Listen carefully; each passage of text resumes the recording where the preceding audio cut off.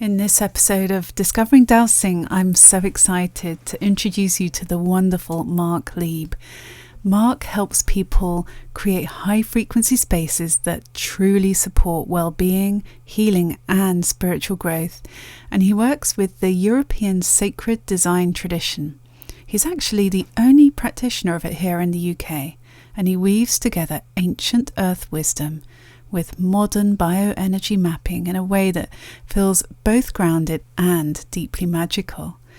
Mark also brings over 30 years of experience as an interior architect and creative director, so he's had this wonderful ability to bridge the practical and also the spiritual when it comes to shaping the spaces we live and work in. And I have to say, I had such a good time talking with him. Not only was the conversation so fascinating and enriching, but I also got to experience two new dowsing tools I've never come across for the very first time.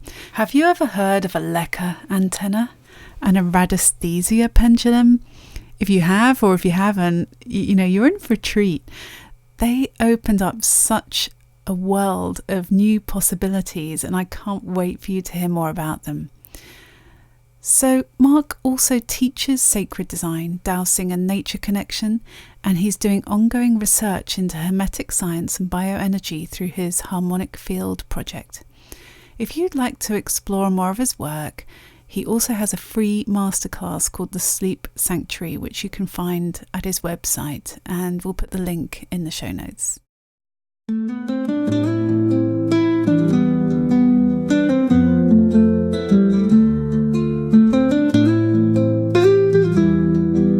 Wow, I've never seen such a thing. So this was created by a physicist, or the idea was created by Ernst Lecher, and basically you see how it moves down. Yeah.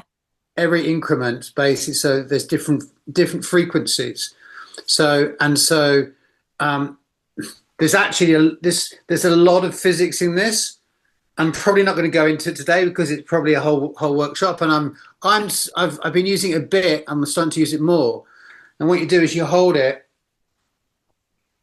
like this. So you hold it like that. The two fingers go there, and then basically you calibrate it, and then basically you get a signal. Oh, hold on, I just need to get the. I'm about to do a lot more training on it. So you get a signal, and then basically at the heart of it, you move, and then it turns down in the hand. But so essentially you can see here that you can calibrate it, and then there's it's a bit like, do you know what radionics is?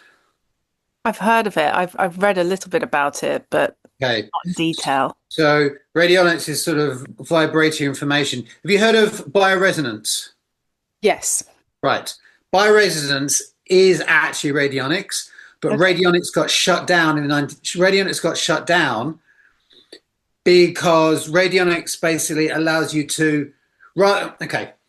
If we send healing, so let's say you're a healer, and you can send healing and energy to someone else, distance healing. Okay, so distance healing is the ability to transfer information non-locally. Yes. And so we can do that. And so let's say someone is very spiritually advanced, they could then astral travel, which then allows their consciousness to then be separate from the body, or remote viewing, which allows their consciousness to then, I could come and remote view, I don't know, Edinburgh from here, and then go and see and go and view someone's desk diary in Edinburgh. Remote viewing remote viewing was something called Project Stargate. The Americans started using it because they realized they were 40 years behind the Russians. And then radionics came along, which was essentially, there's a guy called Abrams basically came up with radionics, and they had these devices with like knobs on them. They look like big old black boxes, like sort of really old sci-fi films. Yes. But they were able to adjust and tune these devices, and they were resonance machines. They were working with vibrations. And there was a genius called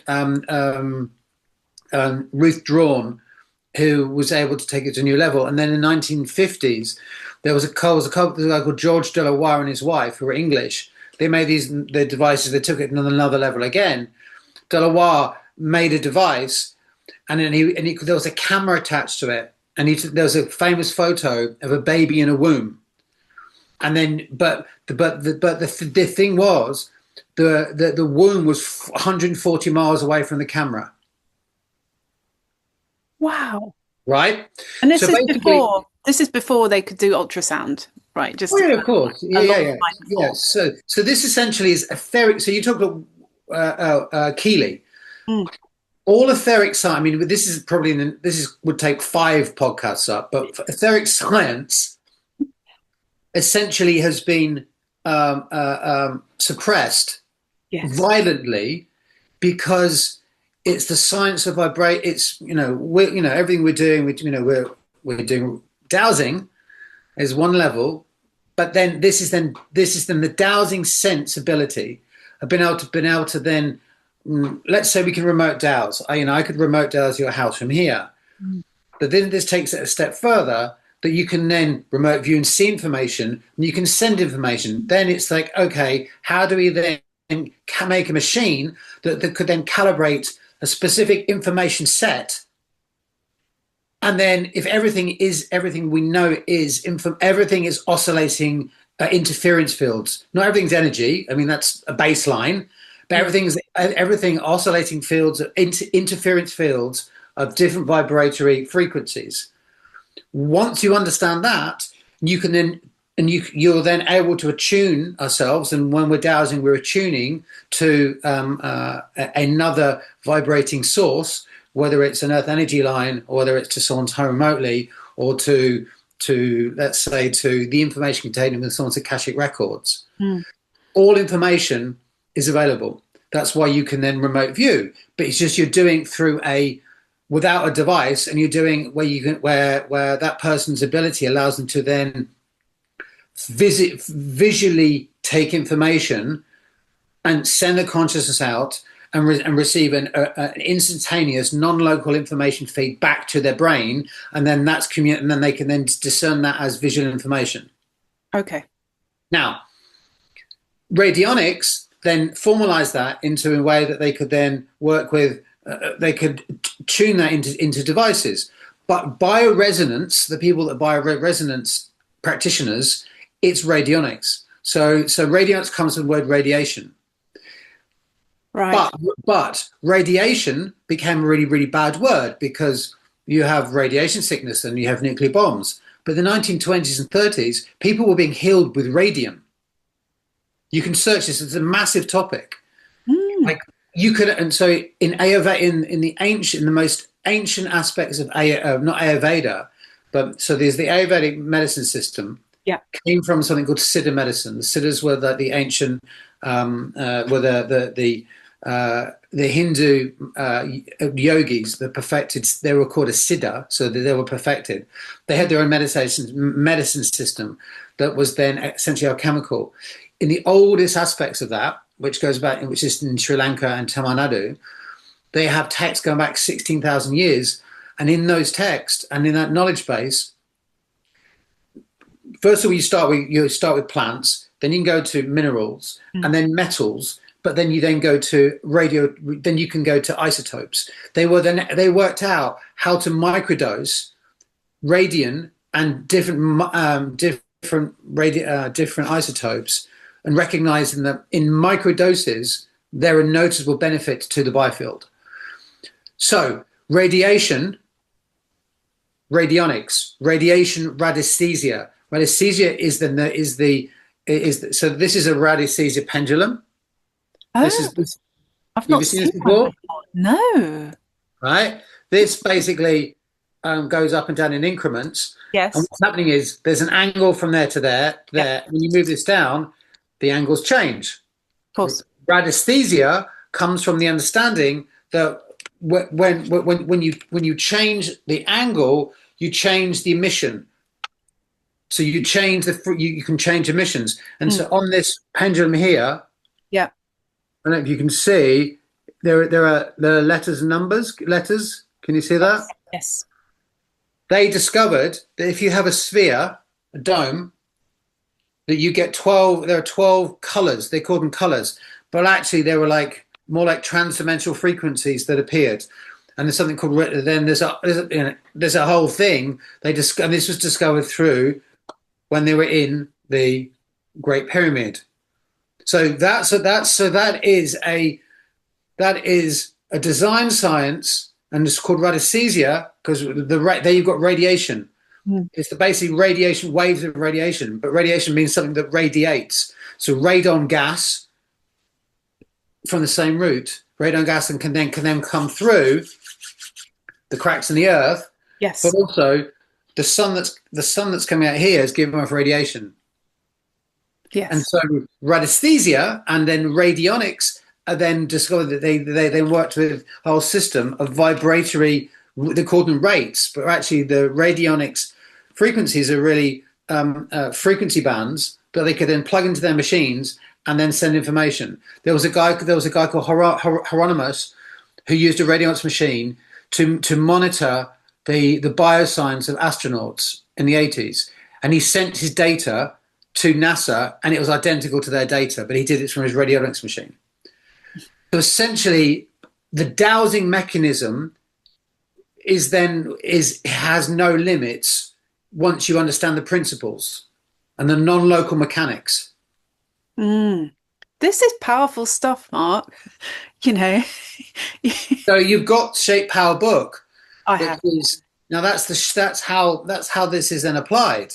Now the flower life above your head, obviously, then each of those, what if you do, if we go with the design, whether it's this energy device, which is a shape as well, or it's this energy device. Yes.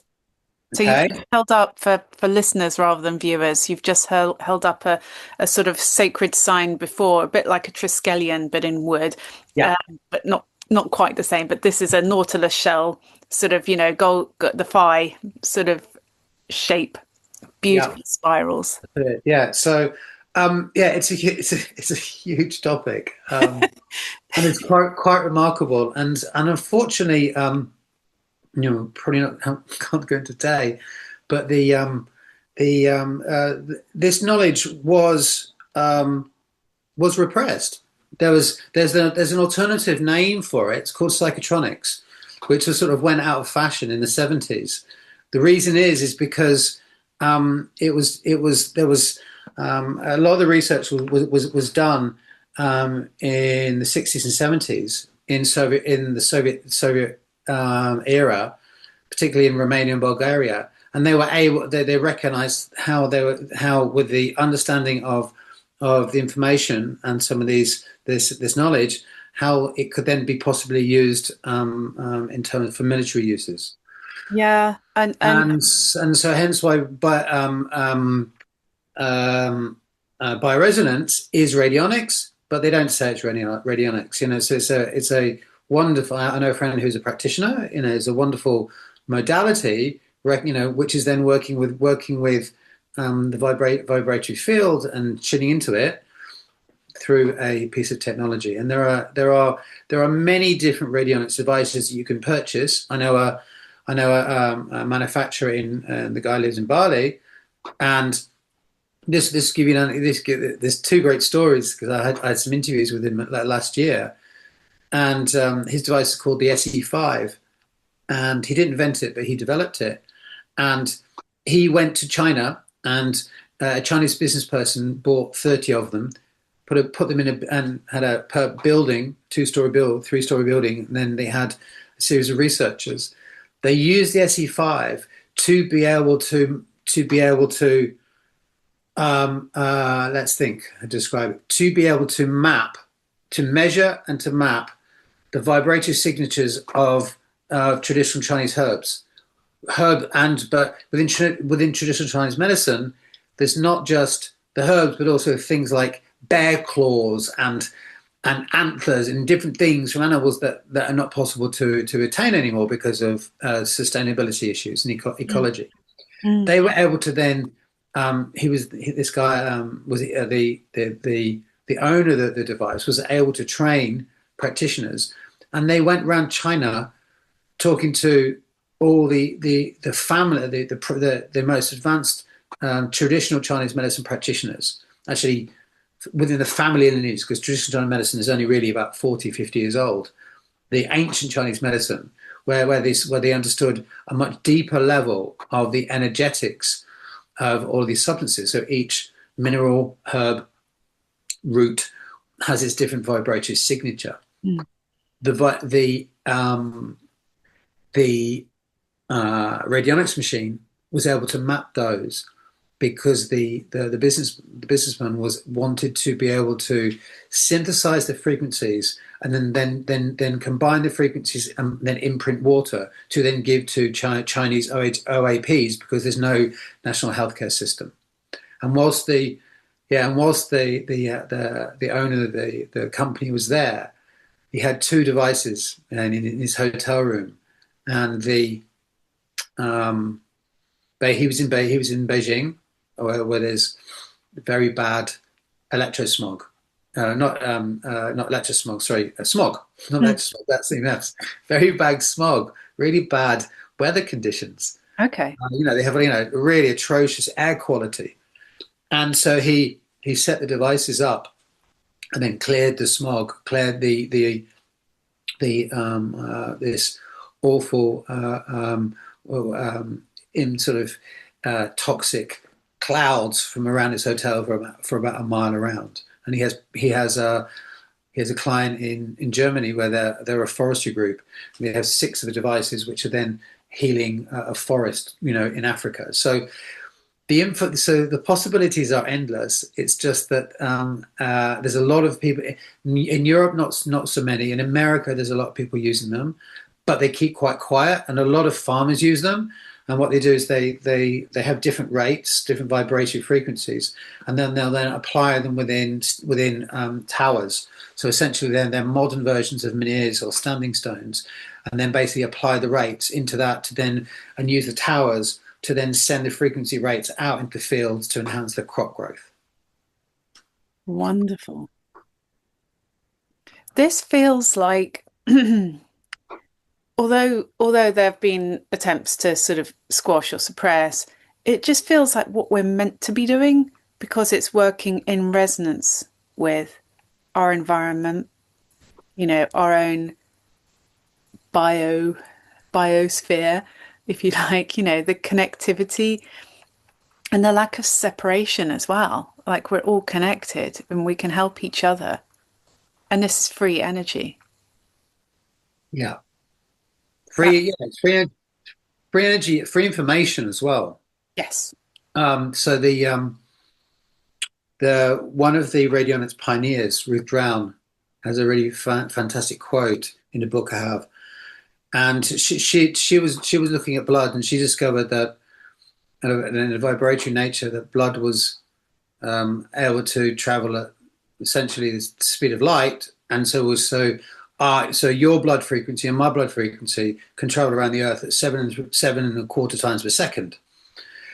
And she has an amazing quote. This is something like all information is available everywhere at once, essentially like that. And so it was this understanding that all ancient traditions had.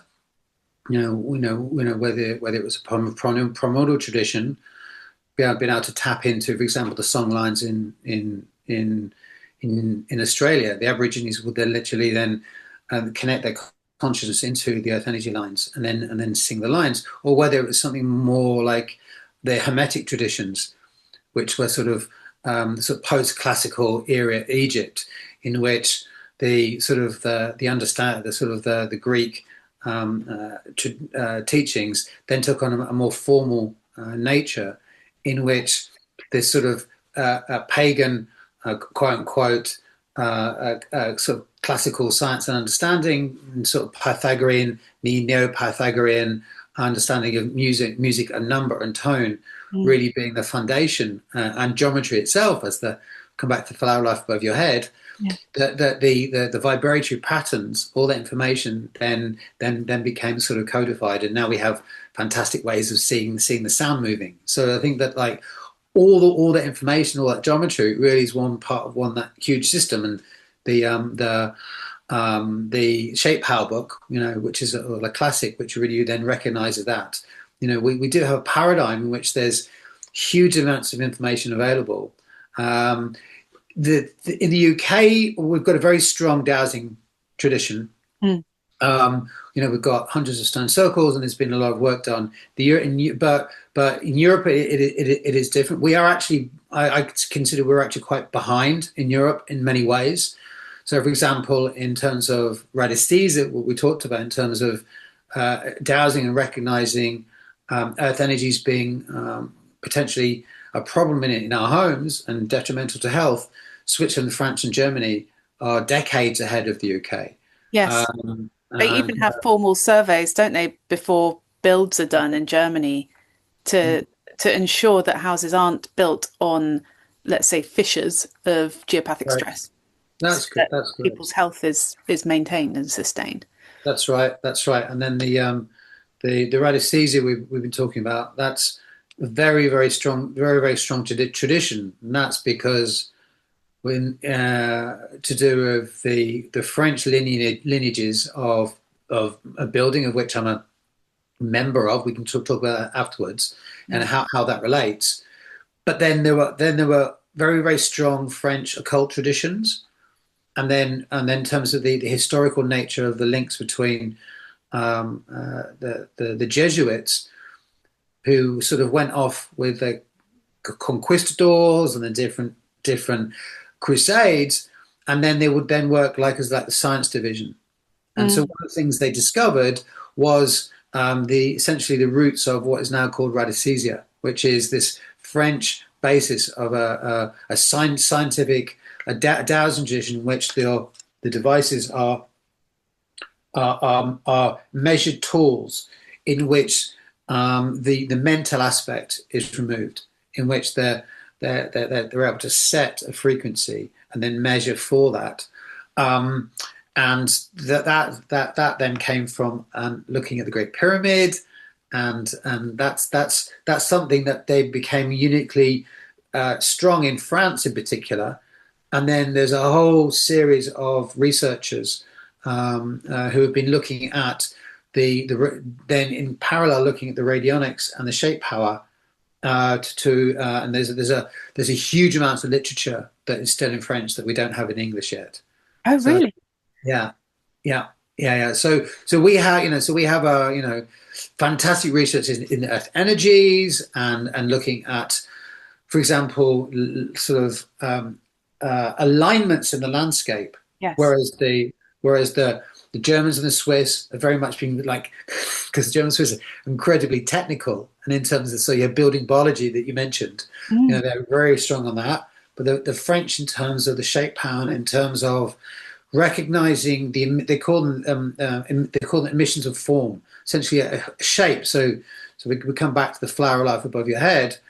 Basically, and then there you have a multiplicity of the seed of life, which is 6 around 1, and as they tessellate, and then will continue. And essentially, they're able to then measure the emissions that each of those shapes give off, and then you can then move from 2 dimensions to 3 dimensions. And then you can then look at like an object. So, for example, here I've got a cone where this object is. What this shape will then create, and actually in particular, the cone is energetically similar to the pyramid, which actually gives off very special emissions on the inside. And so the energetic effects of pyramid power are then able to be measured by these devices. That's really interesting. I've got a question for you. When I'm working in the healing space, I'm working, if you like, with the etheric forms of the physical shapes. So, for example, I will sometimes build an etheric crystal pyramid. So I intentionally draw down crystals at the 4 corners of the pyramid. around the person. I draw down one above the head. I intentionally link the four and then link the upward triangle sort of angles to the upper point, activate it. And then the person sitting inside that etheric pyramid feels what they feel. And I can feel the energy of the crystal in the etheric crystal, if you like. And I've worked etherically. One of my main guides presented me with a beautiful golden cube, and I would say it's sort of 9 inches, but it was like gold, but it wasn't the gold metal that we're familiar with, but it was that color, but a different metal of some kind. Obviously presented in the astral plane and an etheric form of this, but I've worked with it and sculpted with it and spread it into a sort of quantum sort of golden mesh and made it into a gold cloak and things like that. So I'm working with things in a non-physical way. And then another example is I work with Evelyn Mulders, who created sound essences, which I use a lot in my practice, and they're beautiful, sound healing in a bottle. And she's also created whispering herbs. So a bit like what you were describing with the SC5 device in China, she's captured the energy of each of these herbs in a almost like an oracle card deck, but not quite the same. You dowse for which of the meridians are needing support, but it could be the yin yang sort of, in the 5-element theory.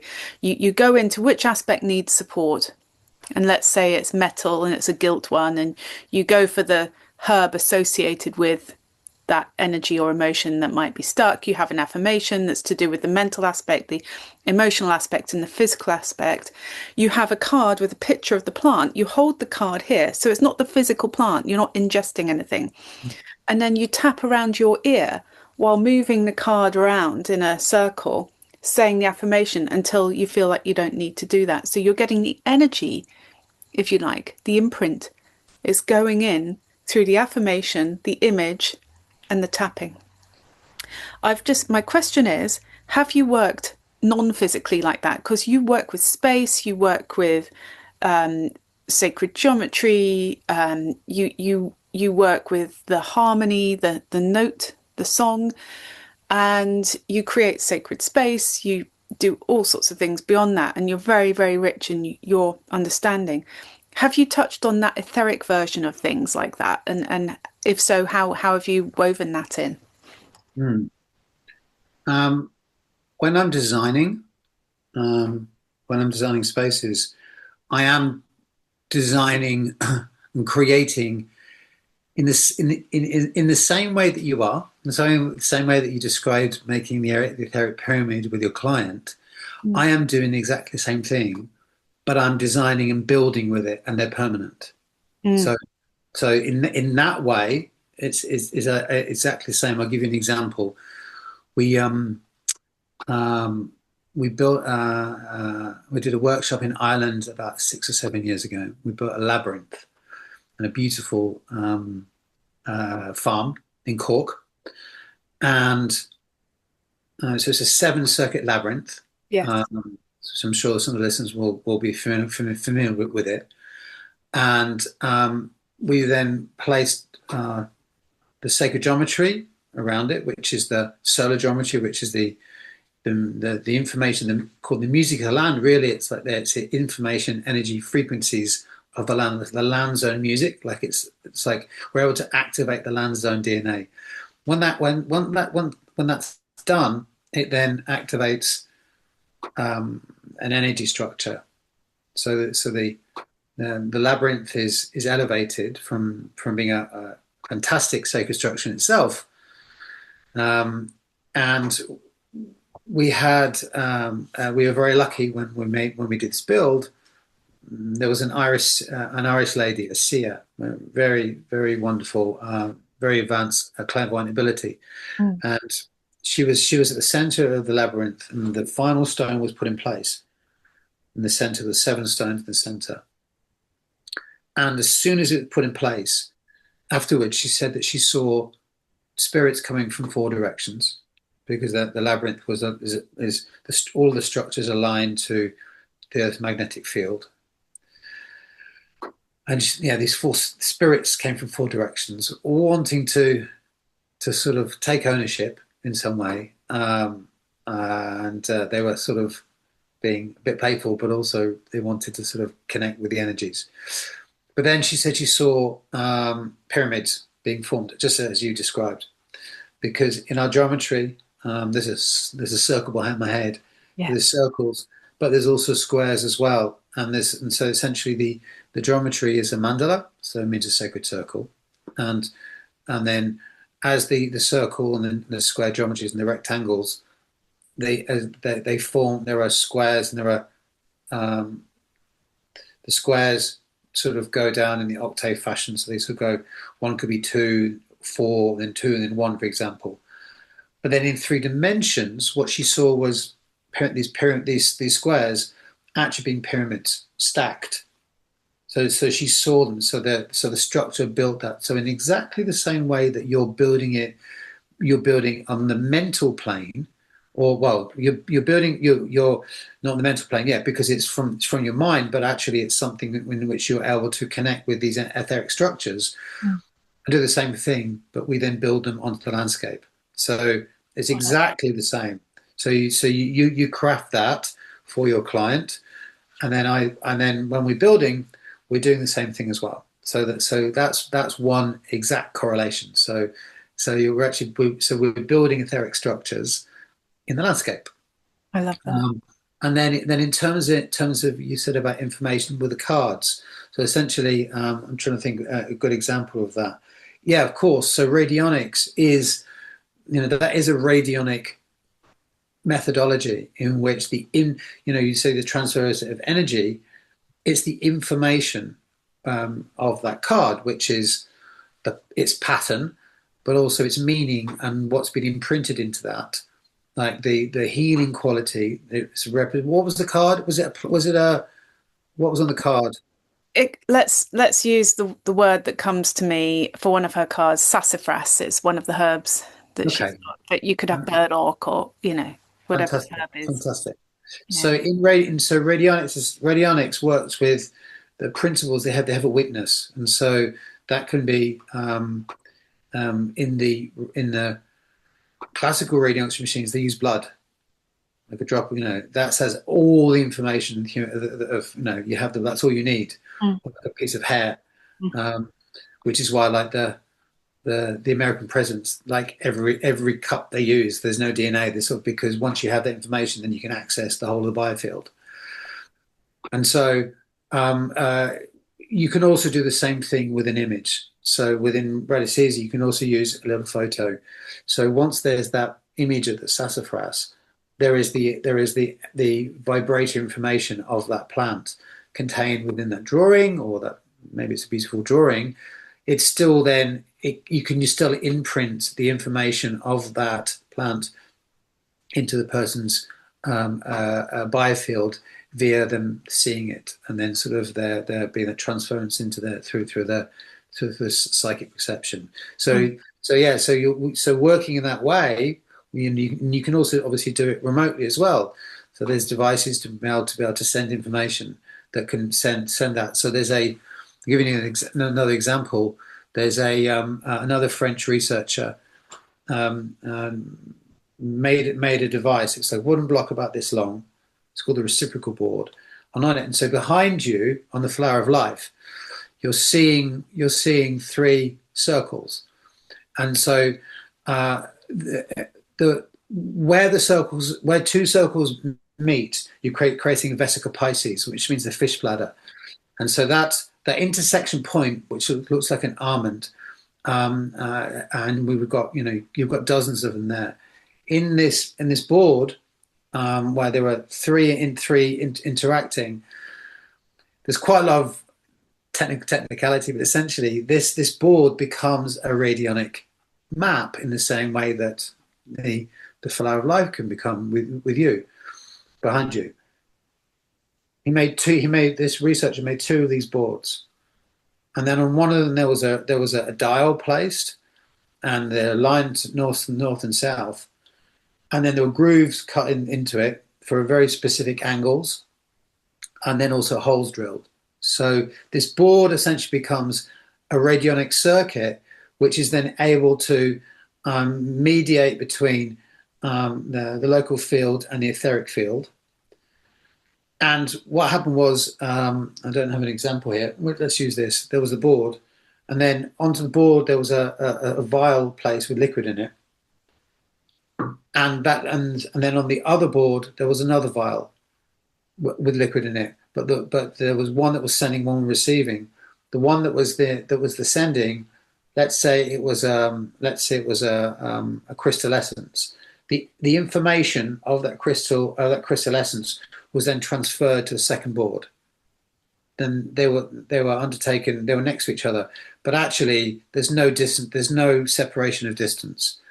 I've been trying to find the time to replicate the experiment, but with that, so in the same way that you were able to then work etherically with your client and build those structures, the radionics and shape power and sacred geometry and sacred design and temple building is the same. There's the same mechanisms, just applied into physical forms, which then are able to structure and embody and ground that information etheric level to be able to transfer it. So you can then you can then have your vial of quartz essence here.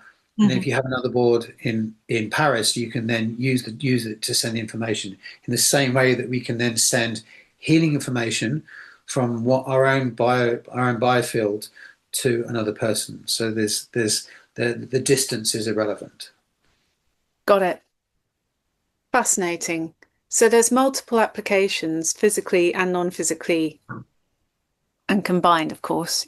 So your intention and your connection with the earth, your idea of how to measure and almost codify the natural harmonics of the place that you're in. I mean, that's something that's so compelling. So could you tell us, how did you get into this magical realm? Because it's so unifying. I just find it so cohesive, so connecting.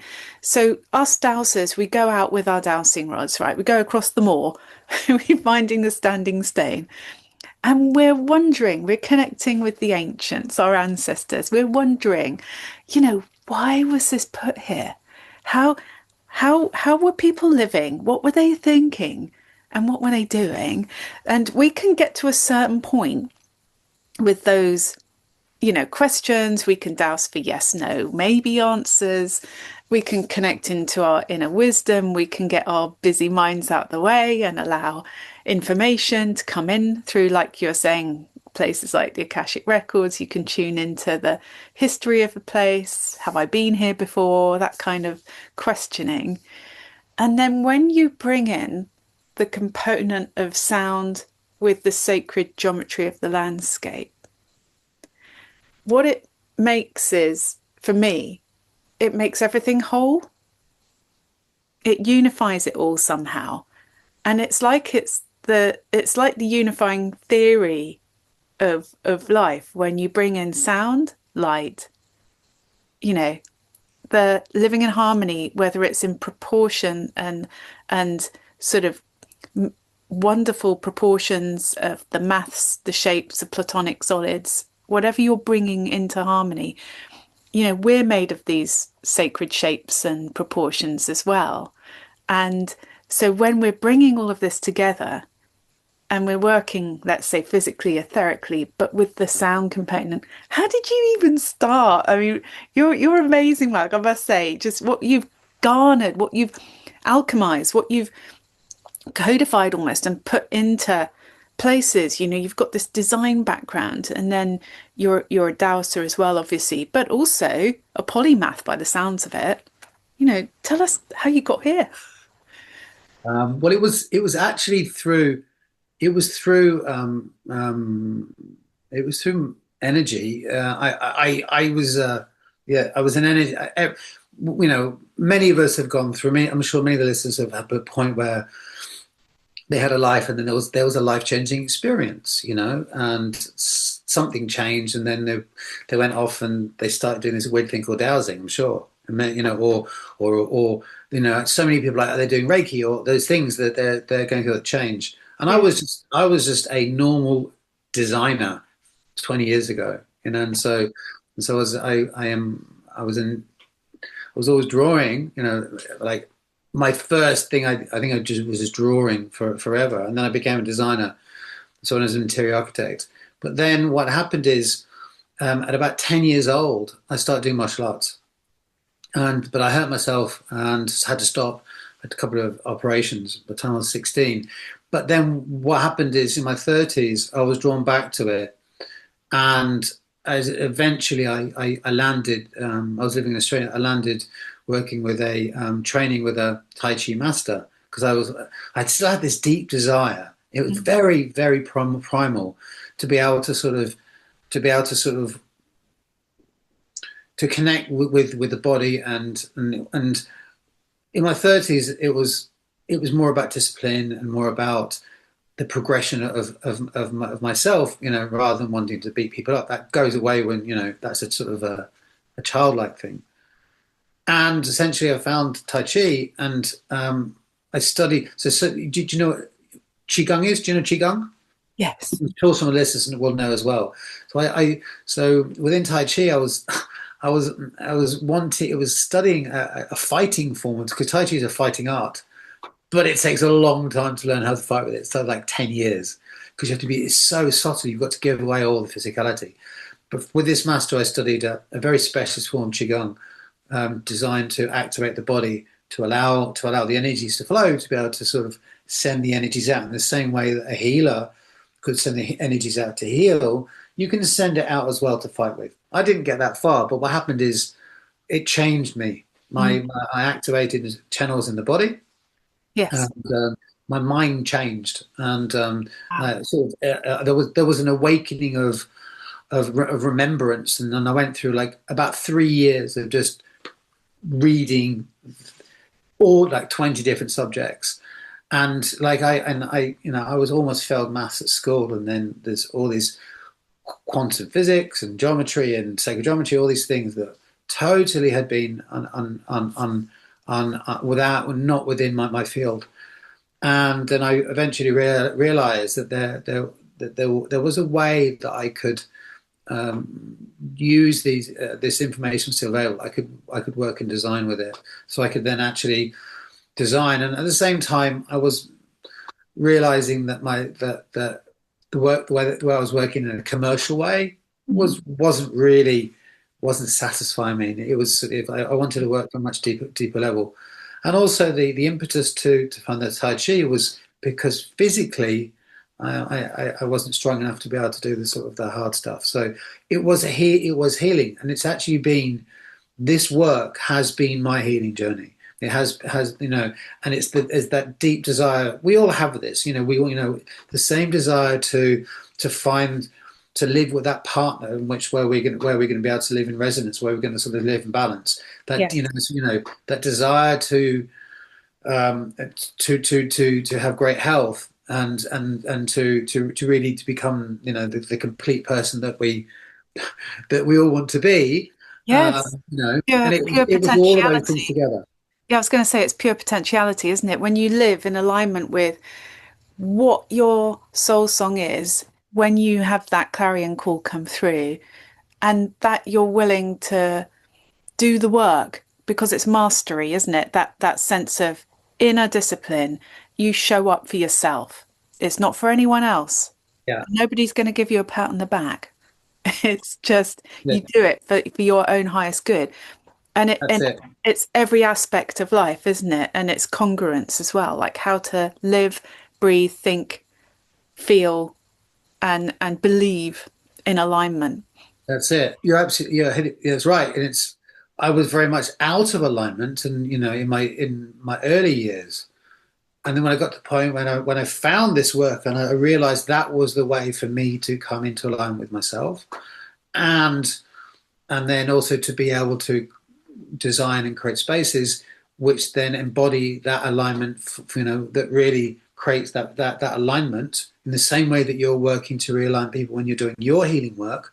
My healing work is then doing the same thing, but with pieces of land or buildings or stone circles or sacred healing spaces. It's the same principles.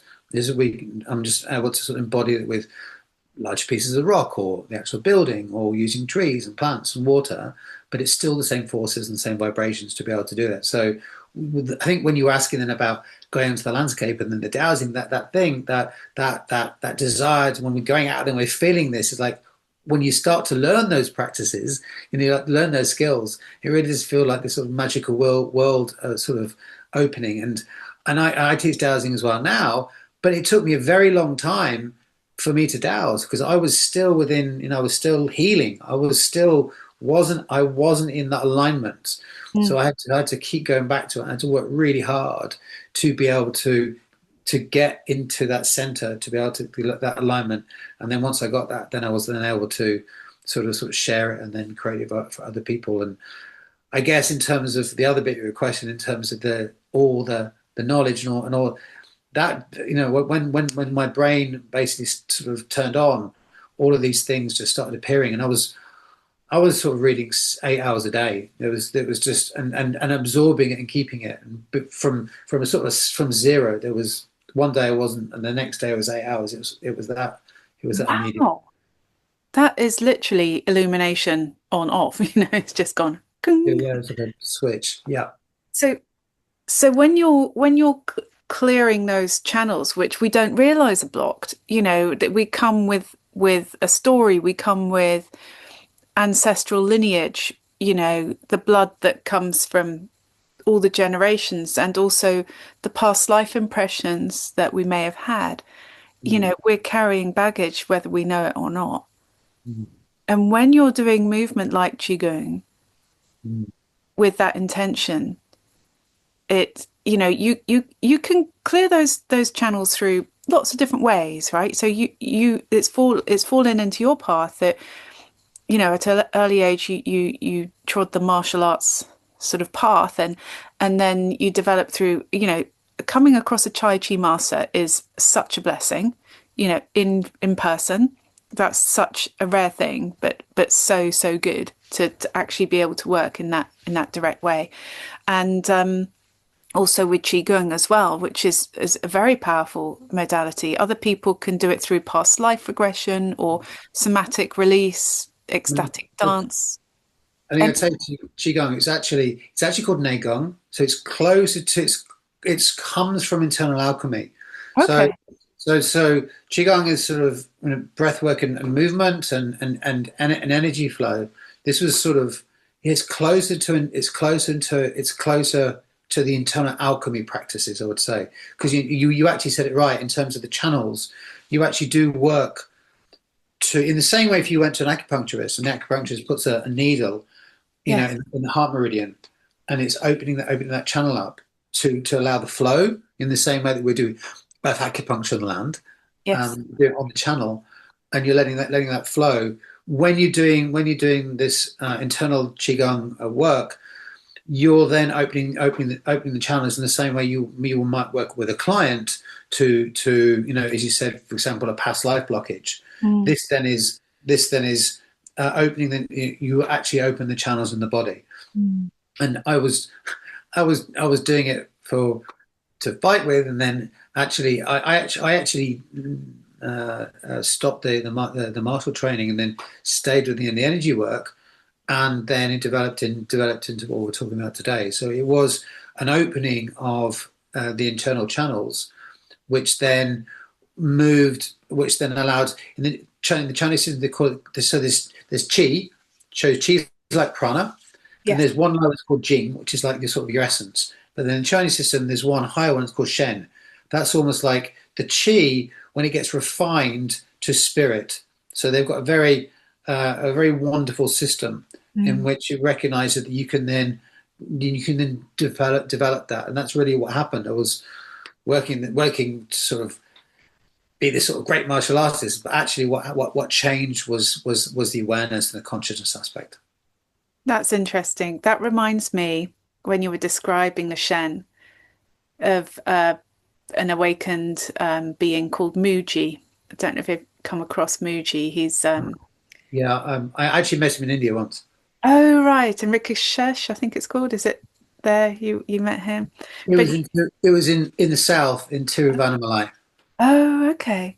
Yeah, so you've been in his presence as well and felt what you I've felt. been in, well, yeah, many masses in India. Yeah, Amazing, amazing. And he talks about when, because his pointings are very simple and just doing the self-inquiry and it's very simple and very pure and lovely. And when he talks about the perfume, that kind of the way you can just really feel the sense of that essence, of that spiritual essence being like a beautiful, you breathe it in.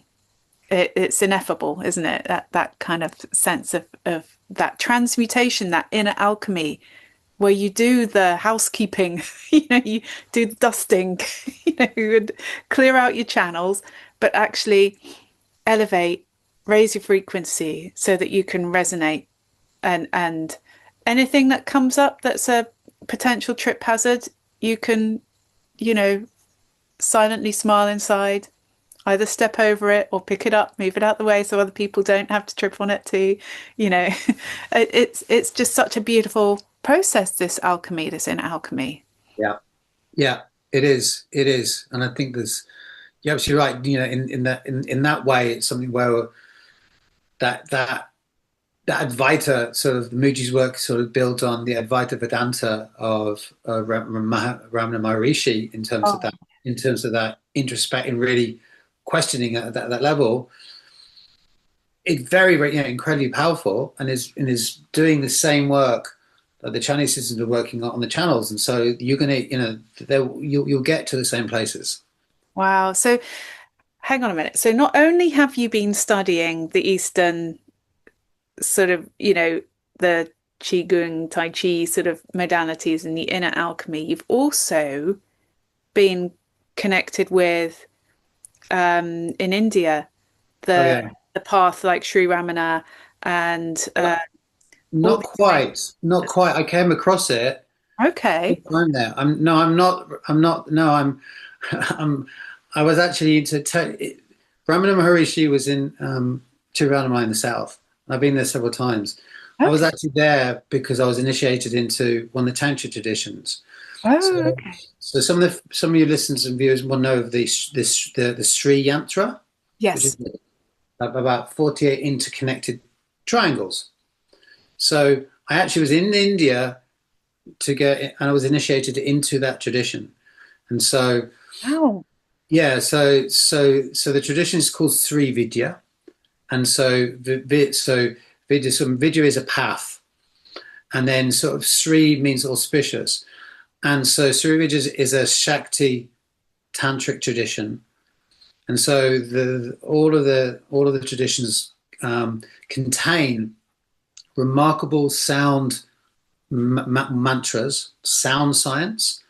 And the same way, and we're going to come back to it again. We have the flower life behind you. Mm. In the Indian yantra are geometric patterns, Yes. and so for example, let's say in the tradition, the tantric traditions, you have the sound form. So there's different aspects of the Godhead, for example. So let's say we do Shiva because that's one everyone knows. Mm. So there would be the mantra of Shiva, Om Namah Shivaya, but then there would also then be the yantra of Shiva, the geometric pattern, or that does Shiva would have a geometric form, and so the yantra and the mantra are two sides of the same coin, and then you would then work with the geometry and work Okay. with the sound form. And so where before you talked about the cards, then working with the tapping, and then connecting with the information of the card, is the same with the yantra, or the same with like the flower of life. Although flower of life is not linked to a particular deity, but really it's an archetypal pattern of an archetype, a pattern within the etheric, within etheric realms. A yantra would be the geometric pattern of Shiva, and the sound form you connect them together. So let's say you do 1 million repetitions of Shiva, the Shiva mantra. You're then imprinting into your field that sound packet of information. But then if it's been given to you by a master who has then activated themselves, when you get given the mantra, you'll then get giving something that's much more potent. And then you then able to then work with that, with your intention and your prayers and your heartfelt desires. That sound packet that is going to then become part of your energy field, and then you work with the yantra as well. That essentially is that's the practice. I was initiated into the Sri Vidya, which is a lineage to do with the Shakti, which is the goddess. And so the Sri Yantra is the yantra of the goddess of that tradition. Her name is Sri Lalita Tripura Sundari, which means beauty of the three worlds. And so that's actually is in that Sri Yantra. People may not know there's a three-dimensional form, and the three-dimensional form are all those. They're actually pyramids. We've come back to pyramids again. Yes. So my initiating to that was the recognition and the understanding of tantric sound and geometric science, that everything then exists at a vibratory level in geometric and sound form. So this then informed my design work at an etheric sound and consciousness level. Wow. That's really powerful. Because again, to be initiated is something, you're going, let's say, from seeker, stage with the books, 8 hours a day from the opening up to devotee, where it's really lived, breathed, embodied, if you like, and then applying that to space that you help other people. So how do you help other people with your process, all these riches that you bring into harmonizing and making and clearing sacred space, and well, it's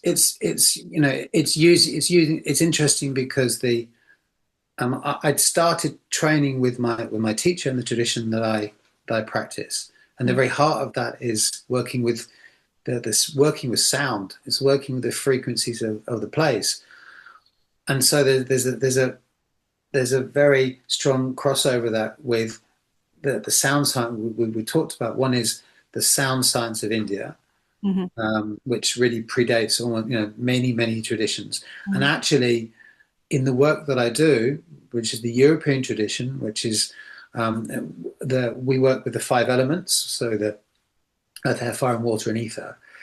But also, I'm designing with the land zone frequencies, the sort of like the land's music. I'm able to calculate it, and then when we build with it, the music turns on. And so when we turned on the labyrinth in Ireland, that's the music turning on. It's the music turning on that creates the etheric structures.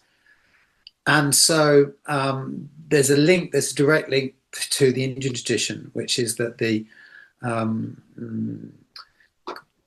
my tradition comes from France. Yeah. And my teacher discovered a text that had been translated by a French musicologist. And in this text, it was to do with the ancient Indian ragas, which are like if everyone's seen a sitar player, the sitar masters playing, the compositions they have are called ragas. And they've worked out through deep meditation within the etheric fields that particular compositions would be played at certain times of the day, could then create harmonies in that time period. So you play a raga in the morning, but at nighttime you play a different one. And this came from the observation of different aspects of the planets. They're called the 27 nakshastras. So it's bringing astrological information into sound, and then essentially what my teacher discovered was this information was identical to the information that he'd received through the European tradition. So at some point, there had been a crossover of this information of music and the way that this sound. For example, let's come back to the flower life behind you. I'm sure many of the listeners would have seen the cymatic patterns in the way that you put sound onto a plate. Yes. And you vibrate the plate, it changes into even more complex forms. Yes. As the frequency changes, the geometry changes. Yeah. Well, and we can then see sounds made into form in the geometry. So the tantric traditions recognize this in the same way that they recognize the yantras was the sound made into form, but then the musicians were then playing the sounds, which then at the same time are the foundation of this particular specialist building group that was building several thousand years in Europe. So the transfer of information through lineages and through countries is quite remarkable, and it'd be an amazing story to discover. So there are some temples in India that have the sound science, these sound design science that they use. You can measure, and then you can feel, of course, but you can also measure the temples. Others don't have them, and so there's this transfer of information through time and through music. Oh, beautiful! That reminds me of how there is apparently a connection with the ancient Brahmin tradition and the ancient Druid traditions, and a sense of a lot of crossover, and the root words in Sanskrit being some of the root words that were used in the Druidic tradition, and it being oral. I would imagine, obviously, you've got Vedic texts and things like that going back, like you're saying, a long time, pre-Ayurvedic and to the Siddha and before. And I just love that cross-fertilization, of things weaving back and forth, and symbiotic sort of growth together. Even though they seem separate, they're unified somehow underneath it all. Yeah, absolutely. There's an American researcher who's an independent sort of archaeologist, in a way you could explain him, and he's in Ecuador finding artifacts, and then he's utilized a body of work, and I don't remember the professor's name. This professor looked at exactly what I was saying. There's like a proto-Sanskrit script that's then found like on artifacts in South America. So you're absolutely right. This sort of language goes everywhere, and this sort of I think that it's been seen every year now when you look at sites like Göbekli Tepe and all these sites which are now being shown to be tens of thousands of years old. And so the information transfer and the different groups moving around is far greater than conventional archaeology or history really shows us. There is so much yet to be discovered, and so these artifacts are showing us that, and also in terms of we can find it in the stone. There's you can go to these structures and measure them, but also then we want to go there and feel, go there and actually feel them, because they're still alive. They're still alive with all of this, and it's just different groups had different aspects of different levels of science. So, for example, there's still probably maybe many structures that could be found with the science in the UK. I've not had a chance to do that work yet, but I know that there are some, and then to be able to then maybe sort of map that, and then you can go to a place and then see and do the measurements, and actually find out if the like the blueprint or the fingerprints of that music is there. That's beautiful. And that reminds me, while you were talking about that history and all, how far back it really goes, it reminds me, and then the classical archaeology versus, I love that, independent archaeology. Great. We need that. And It just reminds me of a shape, a dodecahedron shape in metal that people have found from Roman remains, I think. But they have little balls dotted around, but nobody seems to know what it was for. I've got a bit of a random question. Do you have a sense of that, of what that shape might have been used for in metal? It looks like it could have been used for anything. Is it a plate? I've seen them. Yeah, I've seen Yeah. them. So, I mean, there's a number of things they could have been used as teaching devices. Mm. So the dodecahedron is a fifth platonic solid, Yes.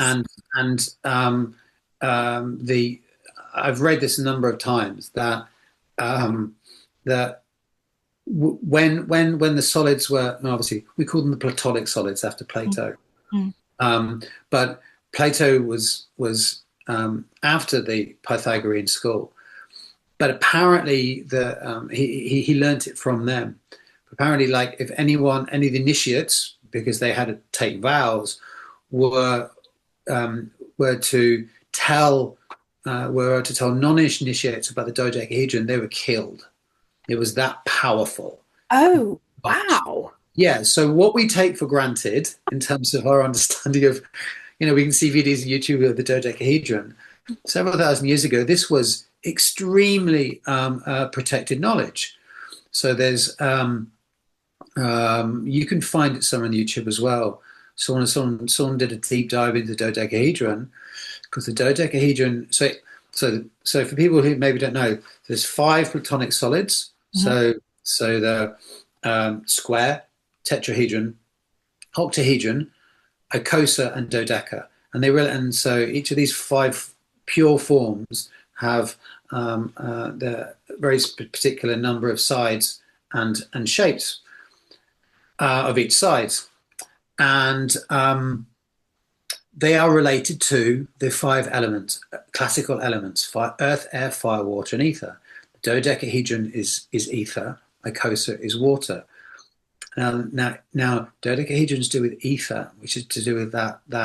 Then, so in the European tradition, it's called the quintessence, which means the essence of the five. So it's the fifth element. There's a sort of popular film called The Fifth Element. Yeah. Yes. Yeah, Jean-Luc Well, Besson. that's it. Yeah. So the ether, you can find somewhere about the dodecahedron was actually used, was they use it as part of the structural design of the atomic bombs that they first made. So you can see here that in terms of geometry, which we now are able to utilize and we can work with, that all of these forms are found in nature. The icosahedron and hexagon are found. The hexagonal forms are found within the structure of the collagen fibers. And icosa relates to water. So collagen and the water system. So there's very, very strong links between those archetypal geometric forms, because you can actually take sacred geometry and replace it with archetypal. The fact that they're forms which are energy forms at like a level of a template above the physical. Mm. And so those, if those balls were being made, they could have been, and they're there. Mhm. They could have been used as could have been used as teaching aids in one way to teach geometry, like sort of in terms of schools. But they could also then, if you're then recognizing that archetypal level of the information, they could then have been used ritually as well. Interesting. Yeah, because it doesn't strike me as a children's toy somehow. No, no. If it's that old, it would have, it required probably, it probably would have been, the amount of skill and material to put that in, to make that, in metal as well, because it's lasted so long. It Yeah, doesn't fit the toy either. Agreed. absolutely. Um, I'll put a link to a picture. I've just got one here. I'm bringing up Yeah. on the screen. I'm wondering, based on the shape power, where those circles are, maybe it's an indication of where the energy, the etheric Right. concentrations are. Correct. I think it is very much is when I said teaching eyes, very much is showing that. So yeah, you would find that absolutely, yeah.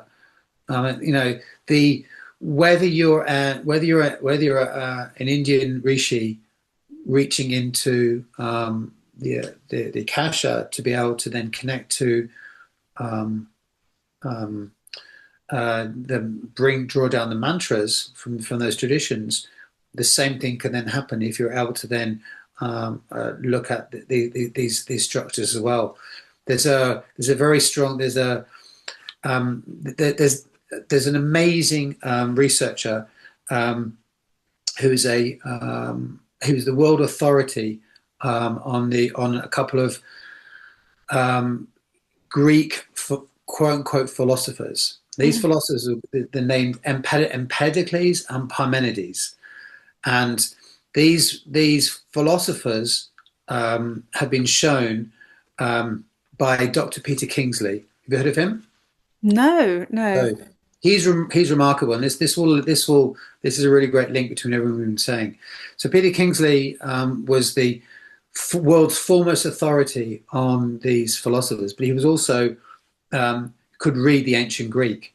Peter Kingsley is also a Sufi initiate, and Peter Kingsley has shown through retranslations and his own field work that Parmenides and Empedocles, and have been, if you research them, you'll see that they're classed as like fathers of like logical thought, like sort of they're pre Socrates.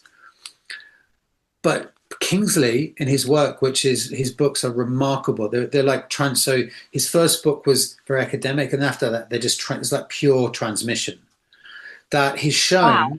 he's shown, yeah, they're beautiful, beautiful works. He's shown that Parmenides and Empedocles were priests in the lineages. Were priests of Apollo, and was Pythagoras.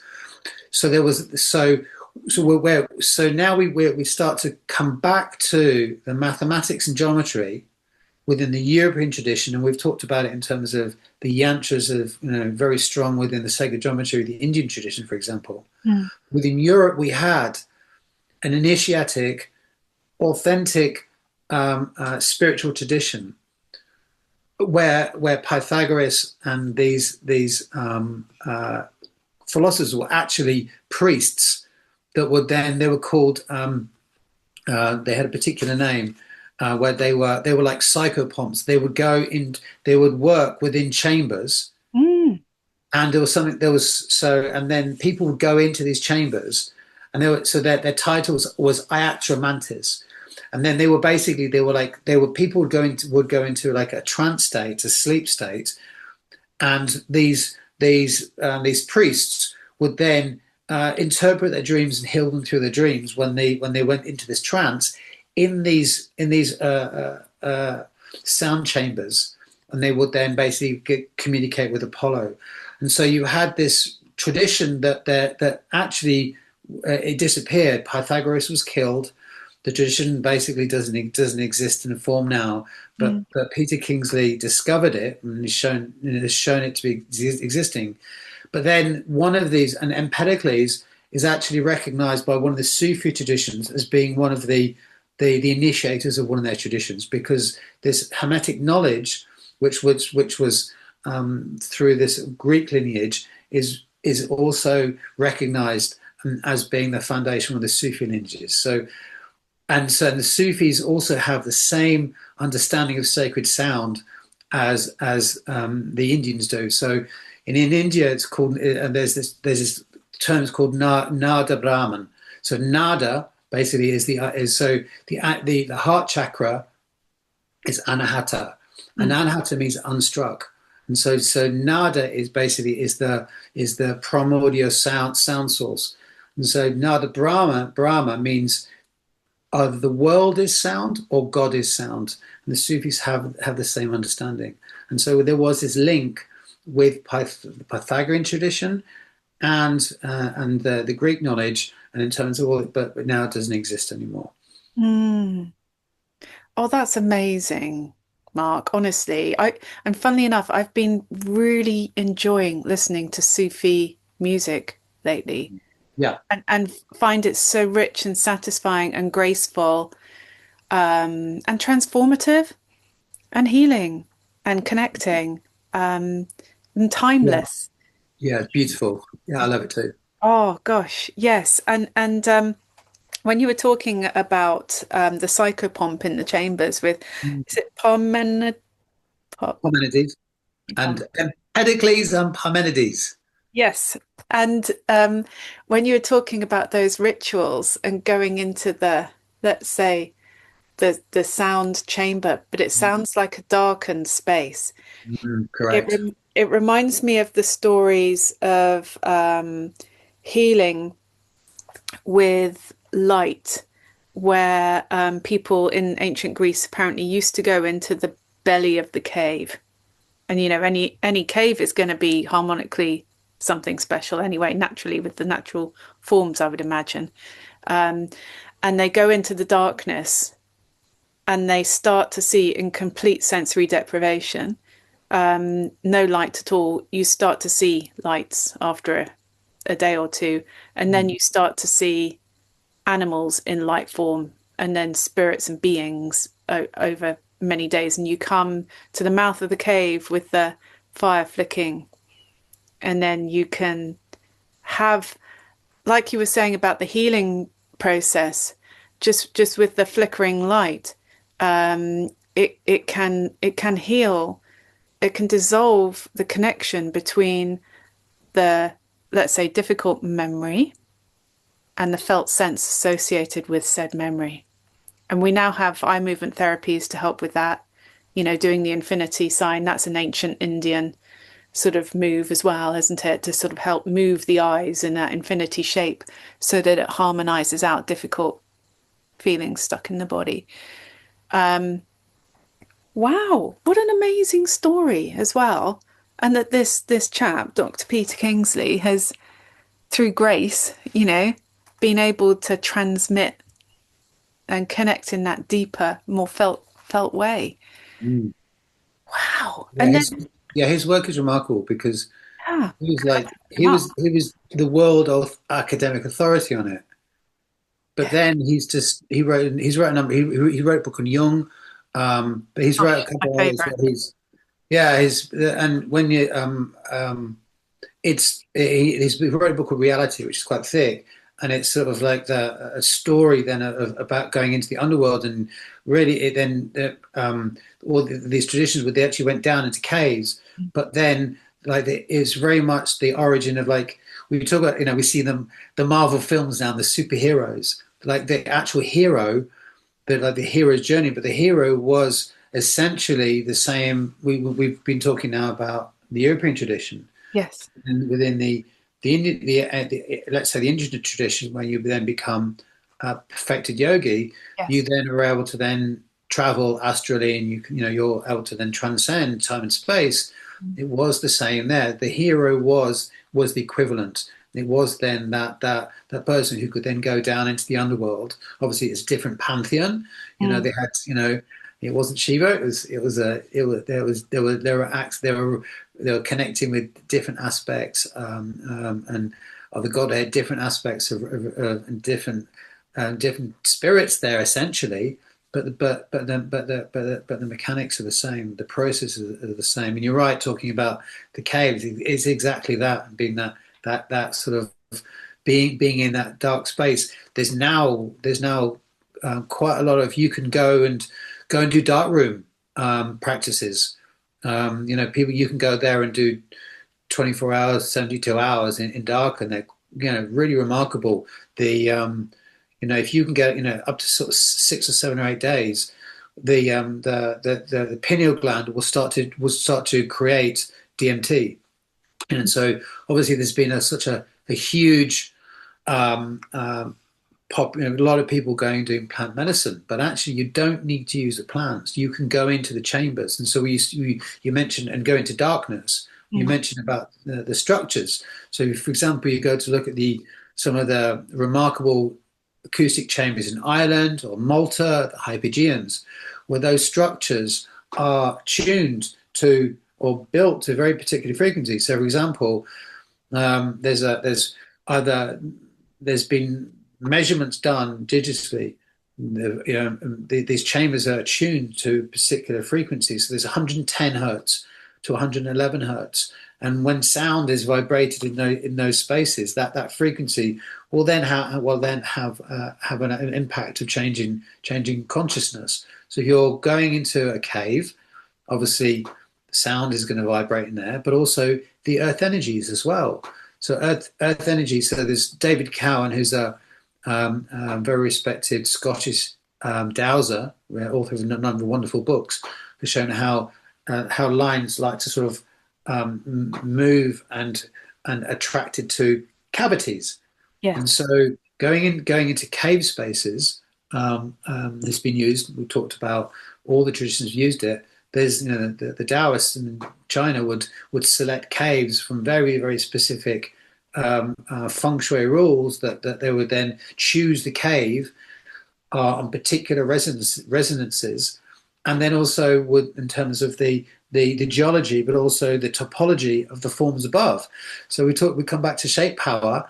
If you have a particular cave, but then the mountain above has a particular shape, it's going to then channel the energy in down into the cave. So for example, you think about Chartres Cathedral in France. Yeah. That's built on a mound, and there's actually a crypt in there. So Chartres Cathedral then has thousands of tons of stone that shape power, but the strongest place to go into is into the crypt. So you can go into the spaces, and then if then you then have a telluric vortex as a very powerful energy vortex, you're then going to get these effects. I actually went to so in Calcutta. There's the patron goddess of Calcutta is Kali, and it's the root of Calcutta. There's actually the temple of Kali in Calcutta. It's called the Kalighat, and when you actually go there, there's this temple complex, but the main space is underground, and you go through a series of walkways, and it sort of gets there are bells ringing, there's sort of people ringing bells and queuing, and then you get to this main space which is underground, and there's hundreds of people in there all pushing, like India's crazy, Calcutta's crazy. Yeah. Hundreds of people pushing to try and get to the front, and in the back there's a little crypt in the back, and in there there's a little standing stone called a murti, and that stone is like the holiest part of the temple structure. Okay. It's underground, and it's on a very powerful energy vortex. I wasn't dowsing then, but I didn't measure it. Probably on a magnetic anomaly. The energy field is very strong, and it's like being in a madhouse. And so, so this is we could go to a beautiful church and have a really wonderful calm experience and sort of connect there. It's just they want to connect to that power, and it's really strong, and the sort of like that power of that deity, which that powerful mother goddess, that vitality is then acted out in that space. Wow. So yeah, but also going underground as well. There's actually a science to that as well. When you go down, you go up. You can then change by going down and up from ground level. You can, as in the same way that our brain is off the ground at a certain level.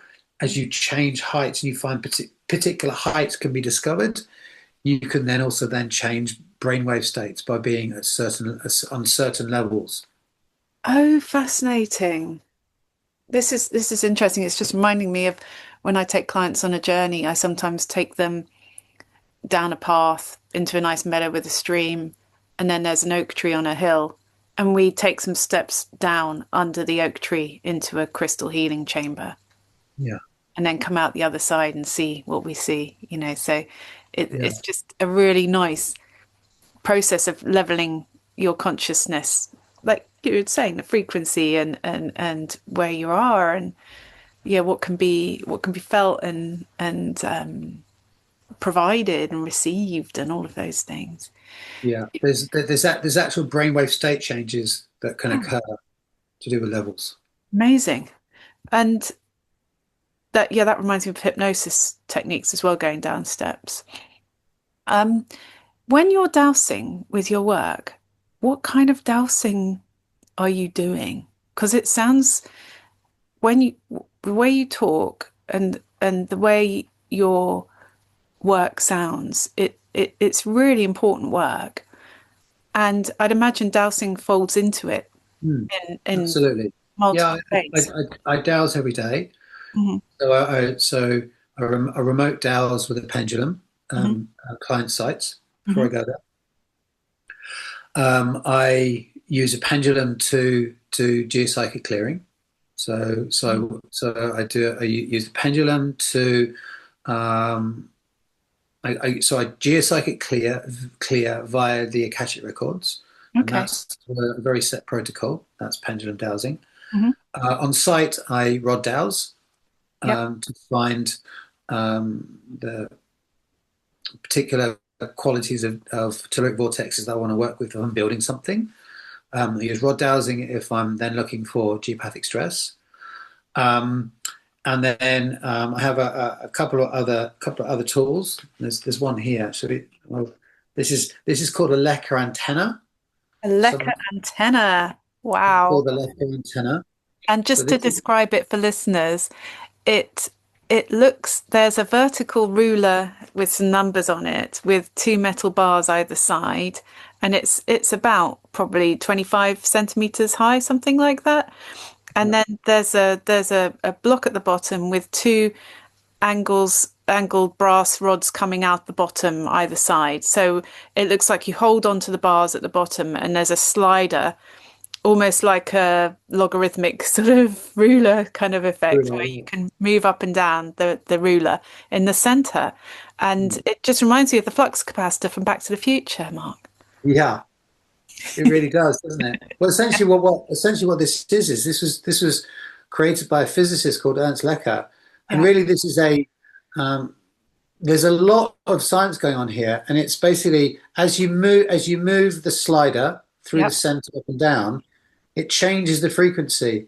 And then I'm not going to go into now. There's a lot of physics in this, and as you hold it, and then as you move, as you meet something that you've chosen. So you choose your measurement, and then if you come into that, you find it. So in the same way as if you have your dowsing rod, and you ask to come into resonance with an underground water line, when you find the line, then you'll get the rod moving.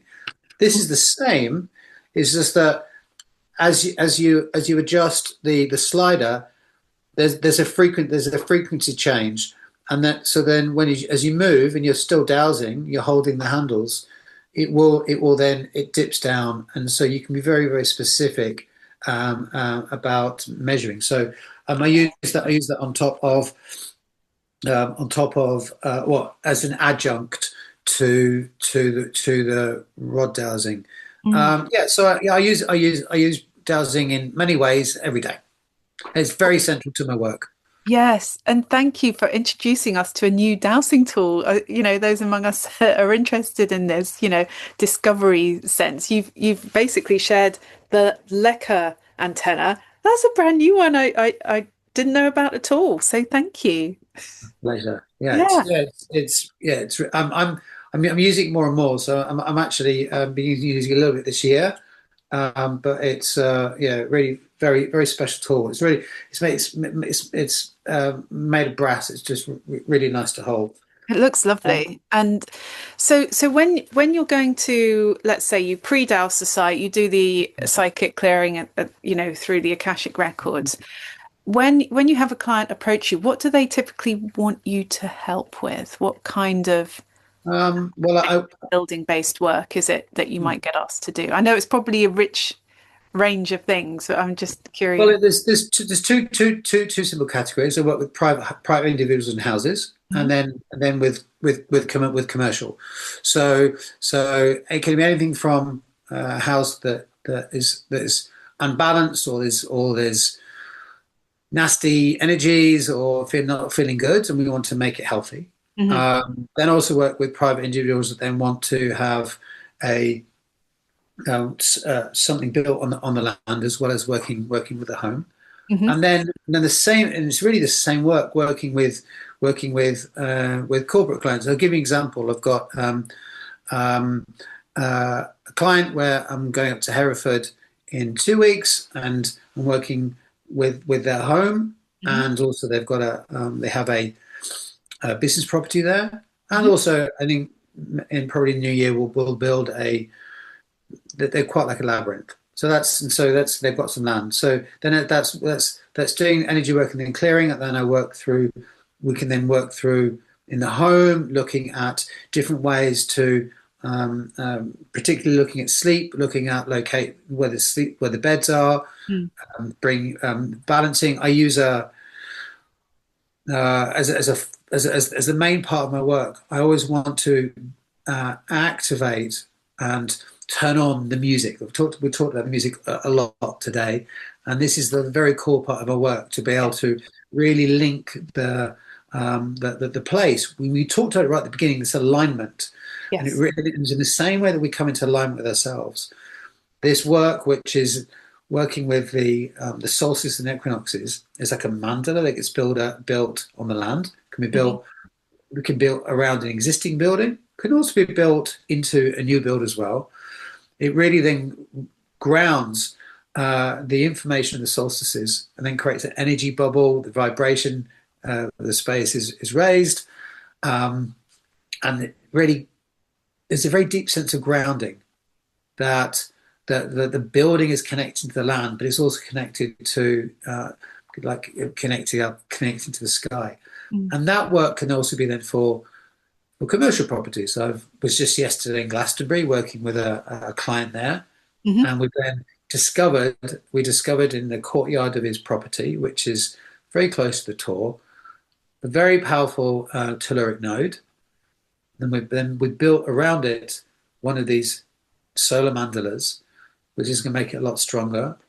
It then creates around that, but then I then located and turned on another circle, another mandala of protection to the water.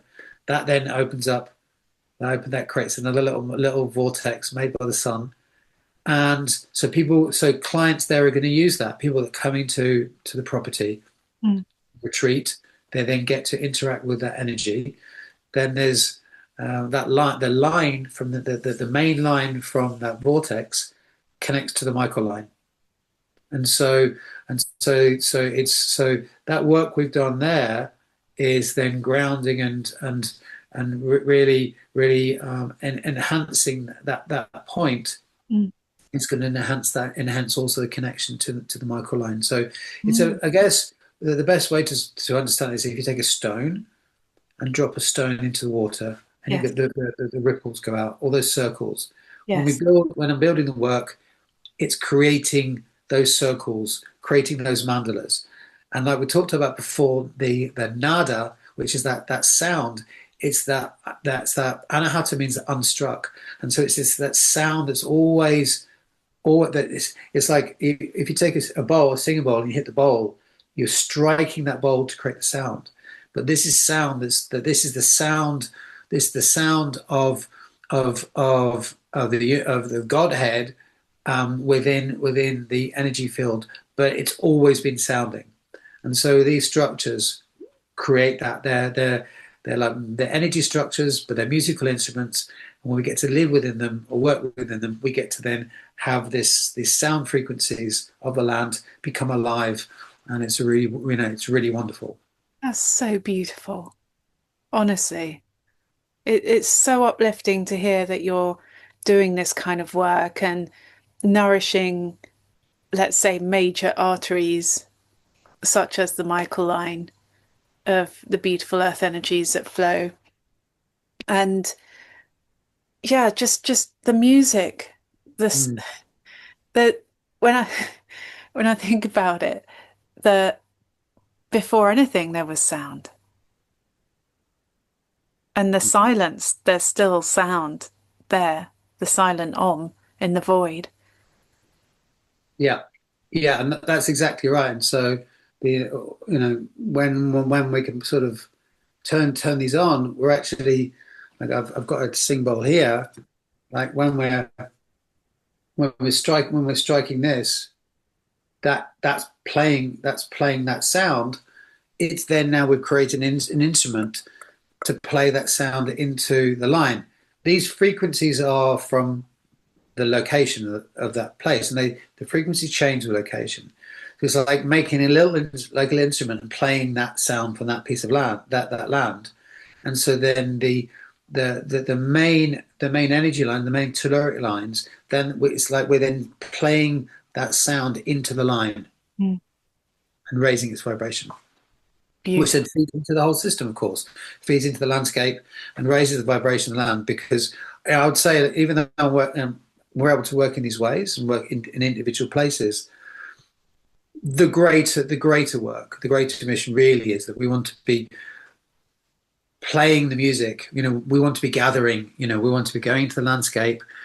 As now a lot more people are, and it's fantastic, going in and gathering in groups, gathering in circles, and then recognizing everything we've been talking about today in terms of frequency and consciousness in the landscape, and and in the universe itself, and making and building more of these places where we can gather. And so that's part of, I guess that's the bigger mission, I would say, in terms of to be able to recognize that everything is sound, and then when we can make these spaces, it's all good. We want lots of lovely music playing everywhere, Yes. and so I guess that's what I'm able to do is to be able to do that, so that when we don't come together, as 20 or 30 people, on the solstice, the music's, in that place, I'm able to do that, and then so the music's still playing all the time. Beautiful. I love that. Because I was going to ask you, if somebody's just starting out, because I always like to think about, what if this was me just getting going, at the beginning of my journey? How would I go forward in this kind of area if this really speaks to me? And what you just said, Mark, about the making beautiful music sound in a place outdoors.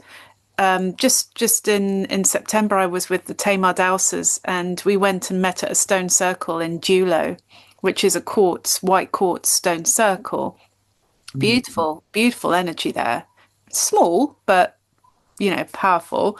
And in the center, I played a heart chakra crystal singing bowl, and we intoned it in a circle around with people leaning against the stones. And one of our dowsing group was measuring the earth energy, and the line widened while we were making music.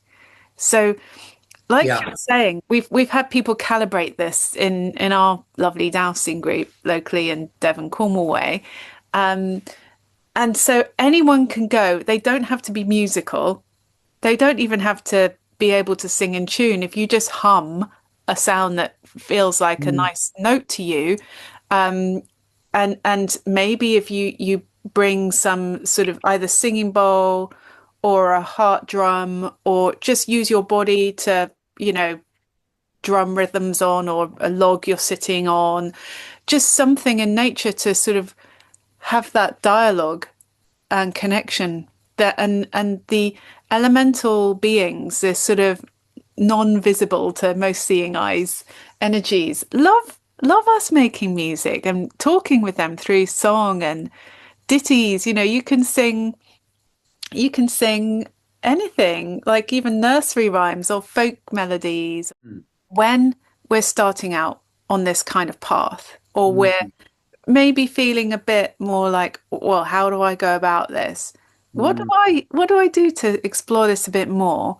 You've mentioned some books, and I think Shape Power is a really good sort of, what the way you talked about it was just really a game changer for you when you understood about this. But I was just also thinking, if somebody went outside and was in nature and creating some kind of harmonic, if you like, sound connection, How would you recommend people just start out on this path and explore a little bit more for themselves? This connection with the earth, with their lived space. Do you think are most people already dowsers? Yes. They're Or already getting going dowsers. or curious about Yes. dowsing. Yes. So people already have got some kind of sense of the unseen, Mm, health or environment, mm, alignment, um, the elemental kingdom, spirit release, perhaps sound as well. We've done dowsing mm, mm, sort of podcast episodes on sound and the landscape, and just Avebury being a bit like a giant singing bowl and things like that. So, mm. I was about to come up. I've actually got. I went to nature. I had a singing bowl, my best one. I mm, just received it, and on my birthday, and I put it on the ground and took some photos of it. And then I got back, and there was like a line like this. Like I looked at it, there was like a line, and I reversed it, and actually there's actually an energy line going from the center of the bowl out, basically. So the Dave of the forest had connected, and I've got a photo of it. So yeah, and it was just sat on the ground, not singing. So in a little way, like we talked about, I'm making it, and we're making those things to sing. I think the answer is that we'll come to in a second. Is like is we recognize that we are harmonic structures, we're harmonic beings. mm, That the whole thing of us getting into our center. When we get into our center and we come into alignment with nature, then when we start to vibrate with nature. So I teach a nature connection in which it's a form of, it's like the stalking technique of deep listening. But really, what we're doing is we're just expanding our field out. So maybe we can explain that.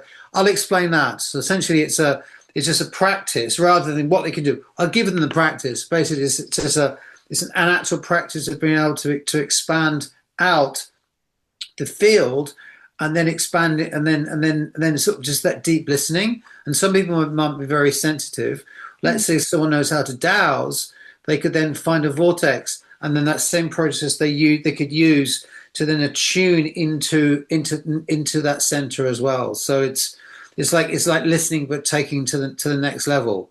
Sitting by a tree and doing it, holding basically it's holding a rock and then just doing the same thing. It's that taking that listening to a more subtle plane. mm. I love that. That's so accessible, isn't it? Because there's no right or wrong answer. It just is. It Yeah, just is what and happens. yeah, and this rock has a vibration, in the same way that the tree does, or the area itself, and it's just getting into our center to be able to be able to sort of tune into it. And you're not, some people might be clear. It's not like, oh, if I can't hear it, it's what you feel, because all of the work is feeling. you know Mm, it's moving on from the dowsing. It's using the body and recognizing that, okay, we've got a tool here that's very very specific, but mm. actually this is what you're asking is it's about that deviceless dowsing Yes. on a rock. It's not, okay, I want to do this particular thing. It's just you recognizing that you are the antenna. Beautiful. And that's really powerful, simple, and accessible, isn't it? Become the antenna that you already are. Yeah, recognize you're the antenna. Yeah. I love that. I love that. And if people want to study um, what you teach, how often do you teach? Do you do workshops, training courses? Yes, yeah, absolutely. Um, I I've just done a series of workshops throughout the summer, Yeah. and so this sort of this technique of listening, deep listening. So I teach that as an adjunct, and there's movements. There's movement that it's a comes from a primordial tradition of expanding the awareness out and expanding the awareness out, and also it's essentially like it's like an alchemy of listening. but being in nature. So it allows you to come into the center and out and to listen at the same time. I love to teach that. There's a movement practice as well. You get to move and connect it. So it's a bit like mindfulness plus free form Tai Chi or combined. But then once you have that, you can use it as a sitting technique, and I've used it. It's almost like it's a bit like a yogic technique. So it's a bit like Wim. So some people might know of Wim Hof. Yes. Where Wim Hof has found a way to regulate the body's system using cold exposure. This is a listening technique that allows you to get into into a meditative state quite quickly by listening, and then you can open your eyes. So rather than going, okay, I'm getting this state, I'm feeling really connected, but then I open my eyes and go, oh my day, and I've lost that state. It's how can we keep in that? And this allows you to do that. So I sort of teach that. I love to teach that because it's really embodied and it's feeling. It's feeling. It's like everything we're doing is we're dowsing. That's great, and but then it's how can we expand that into our lives? And so I love to. So that for me is really powerful. And then I also then teach in terms of working with the music, the principles and how we can then use the elements to build. Little mandalas for the home and use it and connect that with plants, and then how to use the frequencies to build structures, and then also how to then use little bits of the techniques from the tradition. It's not you don't have to learn how to do the geometry. It's how to apply the wisdom of utilizing stone and different elements for the home to enhance the home. So I teach that as well. So I've just done 3 workshops over the summer. I'll be doing more from the spring onwards. So I'm going to be in the Southwest. So I love to teach all of those things. And if people want to learn more as well, they can have a look at my website, which is markleib.com. Yeah. And I've just created a new free training, which is to do with sleep. So it's the sleep sanctuary. So it's how to understand at home, how to really recognize vibration and in all the aspects, the energetic, the energy lines, the physical, the material, some of those things to really enhance sleep, because it's actually the very core foundation of our wellness. If our sleep's not good, then we're not gonna perform. So that's if you want to go there and download that, that's available. What else? And then if people want to work with me as well, people want to create something, I love to do that. Working with music, you get to live in the music, work, sleep in the music. If someone wants to create something in their garden for their workspace, then basically I'm designing with the music, and it's just it's such an honor to be able to share that and get everyone to sort of feel that and to enhance their lives, but also we're benefiting from it, but the land did as well. Yes. Oh, that's beautiful. What I think is really special about what you're doing is you're creating a bridge. So you're not you're not just transmitting knowledge and sharing knowledge, but you're also weaving together the science, the maths, the physics side, and the embodied side, and the mystical, alchemical tradition side, as well as the deep love and connection with nature and well-being. So it's beautiful. It's the whole package, isn't it? So thank you for doing what you do, Mark. It's a pleasure. I'm very happy to do it. It's really wonderful. See and feel it. It's great. And thank you so much for joining us today on Discovering Dowsing. What a lovely conversation. Thank you so much. Absolute pleasure. Thanks so much. That's great. Oh, cheers. Great conversation. Oh, it's lovely catching up with you as well as having this conversation. It's been really nice.